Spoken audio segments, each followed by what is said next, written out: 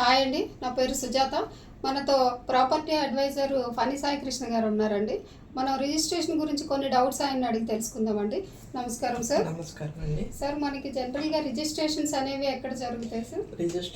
Registration అనేది ఎక్కువ మనకి ఎస్ఆర్ఓ ఆఫీస్లో జరుగుతుంది, అంటే సబ్ రిజిస్టర్ ఆఫీసు. ఇక్కడ ఈ సబ్ రిజిస్టర్ ఆఫీస్ అనేది ఎక్కడ ఉంటుందంటే మనకి మండల్ హెడ్ క్వార్టర్స్ దగ్గర కానీ ఒక పెద్ద టౌన్స్ దగ్గరలో కానీ ఇది ఉంటుంది. ఇక్కడ మెయిన్ ఎక్కువ మనకి ల్యాండ్స్ సంబంధించింది, అంటే అగ్రికల్చర్ ల్యాండ్స్ కానీ, ఫ్లాట్స్ కానీ, ఇండిపెండెంట్ హౌసెస్ కానీ, అపార్ట్మెంట్లో ఫ్లాట్స్ కానీ రిజిస్టర్ చేసుకోవాలన్నా, అమ్మాలన్నా, కొనాలన్నా ఇక్కడి నుండి జరుగుతుందండి, ఈ ఆఫీస్ నుంచి జరుగుతుంది. ఓకే సార్, ఇప్పుడు రిజిస్ట్రేషన్ చేయించుకోవాలంటే మనకి ఏమేమి డాక్యుమెంట్స్ కావాలండి? రిజిస్ట్రేషన్ చేసుకోవాలంటే మనకి కలర్ ఆధార్ కార్డ్ కావాలి, కలర్ పాన్ కార్డ్ కావాలి, 2 ఫొటోస్, ఎవరైతే రిజిస్టర్ చేసుకుంటున్నారో వాళ్ళు 2 ఫొటోస్ కావాలి, లెఫ్ట్ హ్యాండ్ థంబ్ ఇంప్రెషన్, అది బ్లాక్తో ఉండాలి, ఇంకోటి బ్లాక్ సైన్ కావాలండి. సార్, ఇప్పుడు రిజిస్ట్రేషన్లో 32A ఫామ్ అని ఉంటుంది కదా సార్, అంటే ఏంటి అది? ఇదంటే చాలా ఇంపార్టెంట్. ఈ 32A అనేది ఇది యాక్ట్ 1908 ప్రకారం ఇక్కడ మనకు ఒక వెండి 2 విట్నెసెస్ ఉంటాయి. ఈ ఫామ్లో ఇవి ఉంటాయి 32A ప్రకారం. సార్, ఇప్పుడు మనకు రిజిస్ట్రేషన్ చాలామంది ఏంటంటే ప్రాపర్టీస్ కొనుక్కుంటారు, వాళ్ళు అందుబాటులో ఉండకపోవచ్చు, ఎక్కడైనా వేరే రాష్ట్రంలో ఉండొచ్చు. అట్లాంటప్పుడు వాళ్ళు రిజిస్ట్రేషన్ చేయించుకోవాలనుకుంటే కొంతమంది ఏంటంటే, సార్ మీరు రాకపోయినా సరే మేము ఆన్లైన్లో రిజిస్ట్రేషన్ చేస్తాం సార్ అంటారు. ఇది ఎంతవరకు జెన్యూన్ అంటారు? ఇది జెన్యూనేనండి. ఈ క్వశ్చన్ చాలా మందికి డౌట్ ఉంటుంది, ప్రేక్షకులకి, కొనుక్కునే వాళ్ళకి ముఖ్యంగా.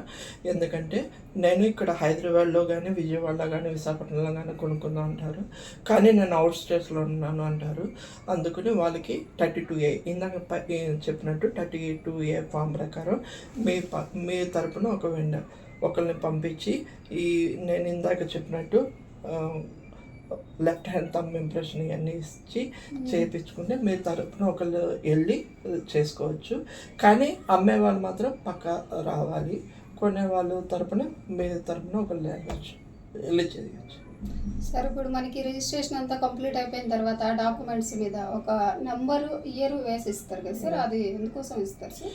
నెంబరు, ఇయర్ ఎందుకు వేసిస్తారంటే ఎవరైతే మీరు ఫ్యూచర్లో అమ్ముకోవాలనుకుంటే ఈసీ అనేది చెక్ చేసుకుంటారు. ఈసీ అనేది చాలా ఇంపార్టెంట్.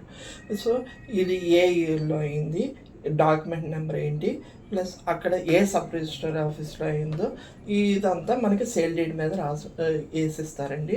ఇది మీరు అమ్ముకునేటప్పుడు మీ ఈ డాక్యుమెంట్ నెంబర్ చెప్తే కొనుక్కునే అతను ఈ డాక్యుమెంట్ చెక్ చేసుకుని ఓకే ఈ ఈసీ చేయగానే ఇది ఎవరి పేరు మీద ఉంది, ప్లస్ లింక్ డాక్యుమెంట్ కూడా అందులో వచ్చేస్తుంది. కాబట్టి ఈ డాక్యుమెంట్ అనేది చాలా ఇంపార్టెంట్.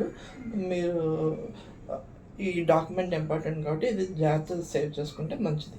ఓకే సార్, మాకు రిజిస్ట్రేషన్ గురించి ఉన్న డౌట్స్ అన్ని క్లారిఫై చేసినందుకు ధన్యవాదాలు.